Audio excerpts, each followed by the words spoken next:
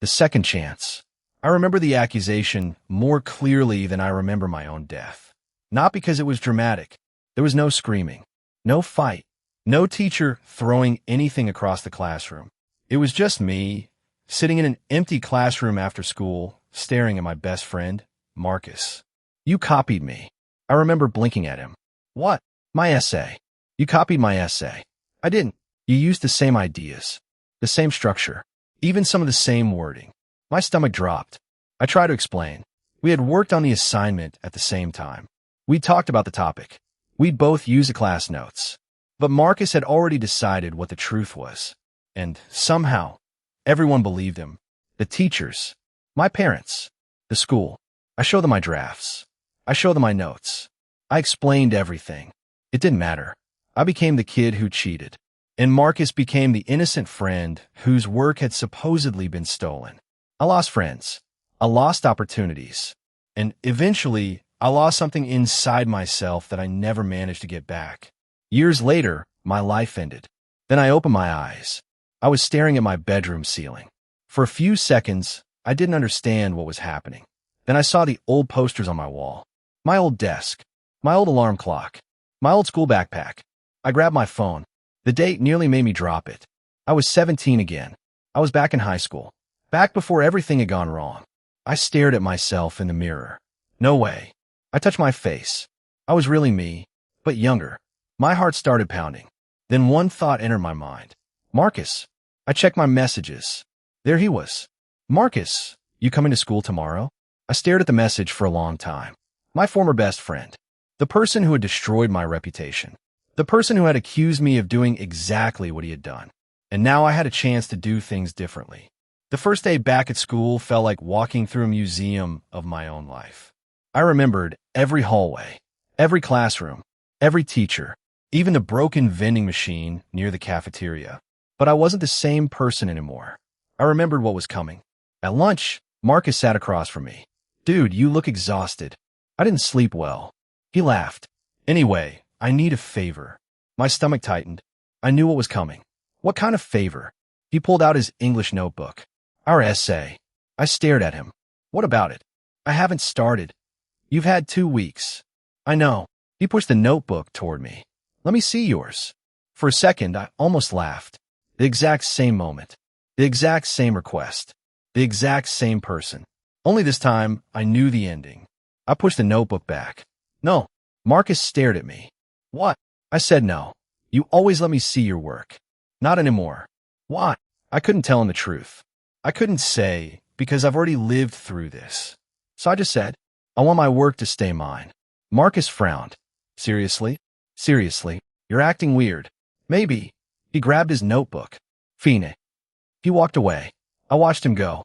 I knew that was only the beginning. That afternoon, I created a folder on my computer.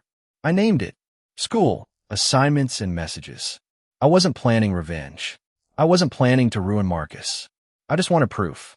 In my previous life, I had learned that telling the truth wasn't always enough. So I saved my drafts. I kept my handwritten notes. I saved the original versions of my assignments. I kept messages where Marcus asked me for answers. I documented everything, not secretly spying on people, not manipulating anything, just preserving evidence of what actually happened. I promised myself one thing. I would never lie about Marcus, but I would never let him lie about me again.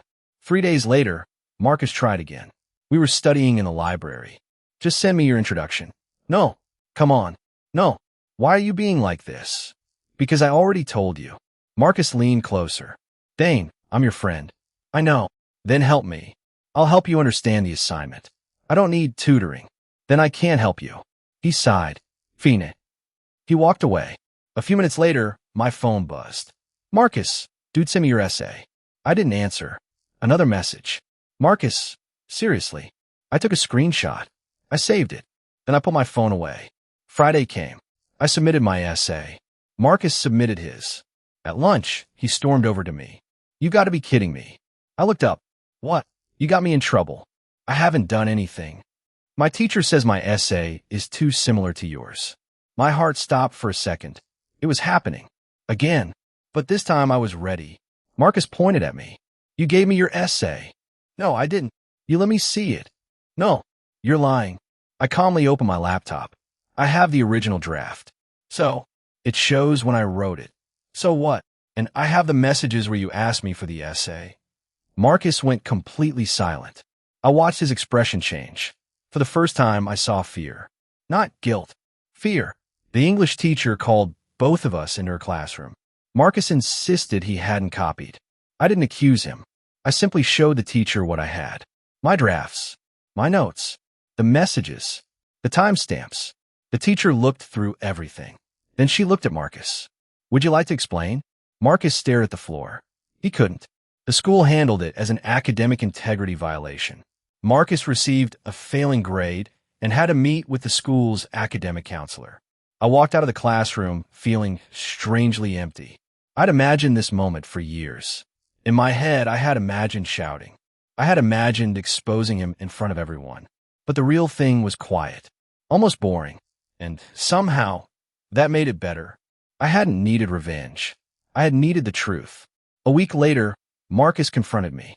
You embarrassed me. I closed my locker. I didn't embarrass you. You kept all that stuff. Yes. You planned this. No. Marcus stared at me. You knew I was going to copy you. I paused. I knew you might. You don't trust me. No. The answer came immediately. Marcus looked hurt. You're unbelievable. I shut my locker. Marcus, I don't want to fight with you. You're scared. Of what? That I'll tell everyone you cheated before. I froze. What are you talking about? Marcus smiled, and suddenly I understood. He was talking about the accusation from my previous life. He remembered what he had done. Maybe not the previous life itself, but he remembered the lie, the accusation, the fact that he'd blamed me. And now he was afraid I knew. I didn't respond. I just walked away. The next test was mathematics. Marcus sat 2 seats behind me. The teacher handed out the tests. I started working. About 10 minutes later, I heard a whisper. Puss. I ignored it. Dunna. I kept writing. Then something landed beside my elbow. A folded piece of paper. I looked at it. I didn't open it. I raised my hand. Sir. The teacher came over. This was thrown onto my desk. He picked it up. When he opened it, there were answers written inside. The teacher looked toward Marcus. Marcus. I didn't. Come with me. Marcus got up. I kept working. After class, the teacher asked me what had happened. I told him exactly what I had seen. Nothing more. Nothing less. Marcus received disciplinary consequences for attempting to cheat. And after that, things got worse for him. Marcus started trying other ways to get answers. He asked other students. He tried to get photographs of assignments. He attempted to persuade people to give him test answers. Every time I became aware of something important, I documented what I knew and told the teacher. I didn't confront him. I didn't threaten him. I didn't try to punish him. I had learned something important from my first life. If someone is determined to destroy themselves, you don't have to push them. Eventually, Marcus made a much bigger mistake. He talked about changing a grade through the school's computer system. At first, I didn't know whether he was serious. But I didn't take the chance. I told the school administrator. The school investigated. I stayed out of it. A few days later, Marcus was removed from class. His parents were called. Then the authorities became involved. This wasn't just about cheating anymore. The school computer system was involved, and what Marcus had allegedly attempted could have legal consequences. I didn't celebrate. I didn't feel victorious. I just felt tired. The investigation lasted for weeks. I was interviewed. I gave them the records I'd kept. I showed them my original files. I showed them the messages. I explained when I created everything. They asked me why I had been documenting Marcus. I hesitated, because something like this happened to me before. The investigator looked confused. Before. I couldn't explain that I had lived through it already. So I continued. I've had someone accuse me of cheating before. I didn't want that to happen again. The investigator nodded. They asked me whether Marcus had actually changed a grade. I don't know. They asked whether he had successfully accessed the system. I don't know. I wasn't going to guess. I wasn't going to exaggerate. I wasn't going to turn myself into another version of Marcus. I would tell the truth. Nothing more. Nothing less. Eventually, Marcus admitted to some of what he'd done. There were school consequences. There were meetings with his parents. There were restrictions on his computer access. And because of the computer incident, there were also legal consequences. The exact outcome wasn't something I controlled. That was the point. I didn't punish him. The school didn't ask me to punish him. The authorities didn't ask me to punish him. They investigated what happened and handled it according to the rules. Marcus had made those choices. He had to face them. Months passed. Eventually, people stopped talking about Marcus. I continued going to school. I studied. I made new friends. I started enjoying things I'd forgotten I liked. And slowly, I stopped checking over my shoulder. One afternoon, I found Marcus sitting outside the library. He looked exhausted. Done. I stopped. Yeah. I owe you an apology. I said nothing. I copied your work. I know. And I blamed you. I know. I thought if I accused you first, nobody would question me. I felt the old anger rising inside me. But it wasn't as powerful as it used to be. Why? Marcus shrugged. I was scared. That doesn't excuse it. I know. We sat there quietly. Then Marcus asked, "Do you hate me?" I thought about it. No. He looked surprised. "But I don't trust you." He nodded. "I understand." I stood up.